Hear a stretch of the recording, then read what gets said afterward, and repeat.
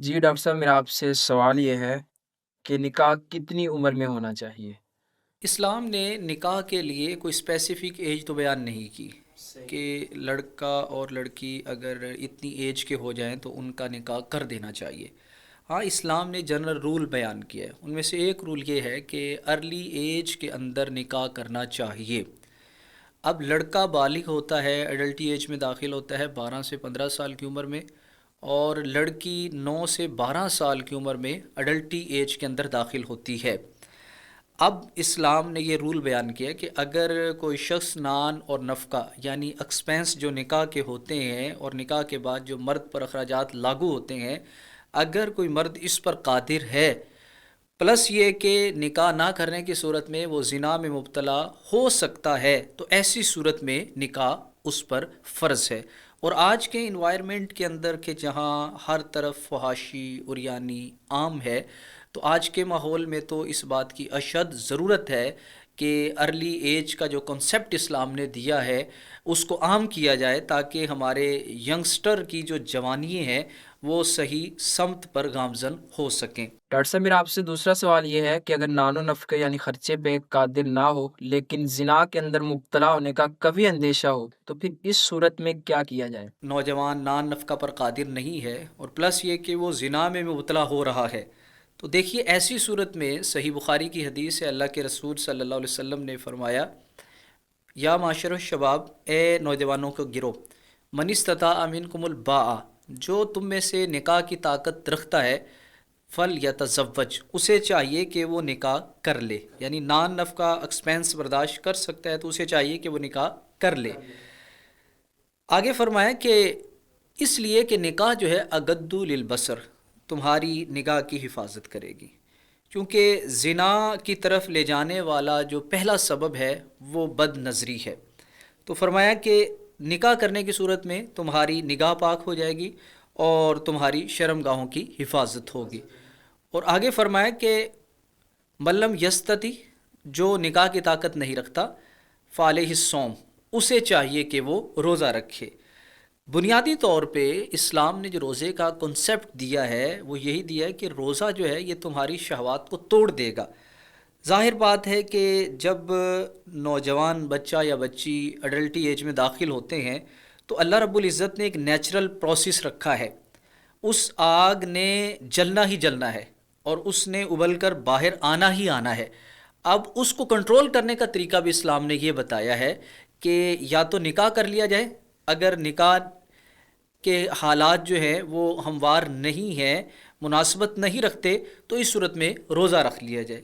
میں بہت سارے ایسے ینگسٹر کو جانتا ہوں جو میرے اسٹوڈنٹ بھی ہیں اور اس کے علاوہ بھی ہیں جو روزہ رکھتے ہیں، صرف اس لیے کہ ہم اپنی جوانی کو سیف کر سکیں۔ تو میں ینگسٹر کو کہوں گا کہ اگر آپ زنا سے نہیں بچ پا رہے تو روزے کی جو عادت ہے اس کو عام کیا جائے۔ آپ چند ہی دنوں میں دیکھیں گے کہ آپ کی نگاہ بھی پاک ہو جائے گی اور آپ کے خیالات بھی پاکیزہ ہو جائیں گے۔ بنیادی طور پہ جب ہم پیٹ بھر کر کھانا کھاتے ہیں تو اس سے ہماری شہوات بھڑکتی ہے، اور اللہ کے رسول صلی اللہ علیہ وسلم نے فرمایا کہ روزہ جو ہے تمہاری شہوات کو توڑ کے رکھ دے گا۔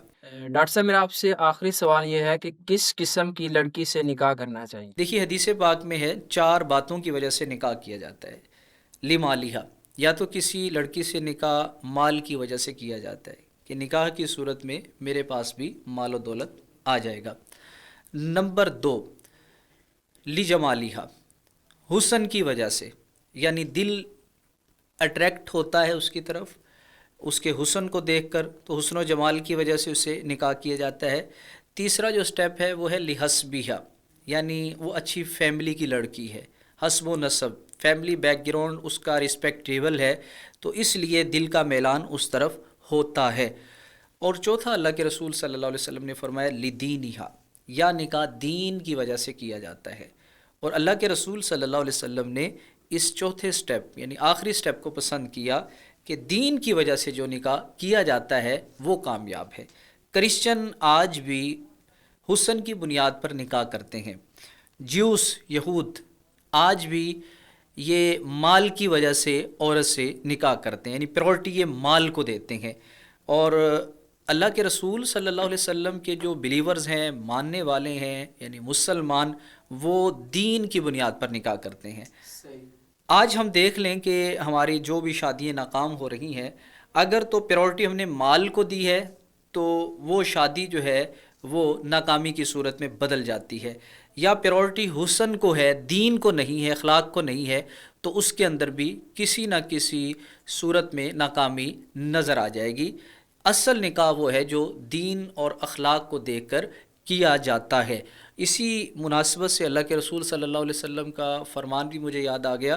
فرمایا کہ اگر تمہیں کوئی عورت پیغام نکاح بھیجے اور تمہیں اس کا دین پسند ہے تو پھر نکاح کے اندر دیر نہ کرو، نکاح میں جلدی کرو۔ اب اس کی لاجک یہ ہے کہ ہم جس لڑکی سے نکاح کر رہے ہیں اس لڑکی نے صرف ہماری بیوی نہیں بننا، بلکہ کل اس نے ہمارے بچوں کی ماں بھی بننا ہے۔